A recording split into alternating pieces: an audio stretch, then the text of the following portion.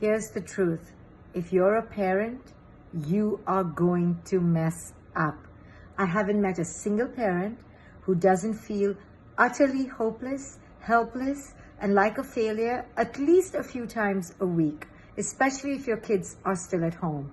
So the thing to do is not to beat yourself up and live in regret and guilt and shame about things that happened in the past or about how you were in the past. You were who you were with the level of consciousness you had.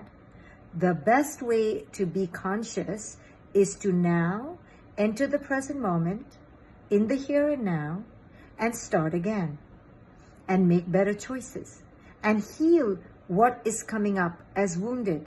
Get a coach, get help, talk to a friend, journal, take a course. But the moment to begin is now, not yesterday. Yesterday brought you here, so we're grateful. Even though it was painful, we are here now. So if you're a parent, stop living in the past or in fear of the future. There's so much power in the here and now. If you seize it, embody it, embrace it, and elevate yourself right here, right now.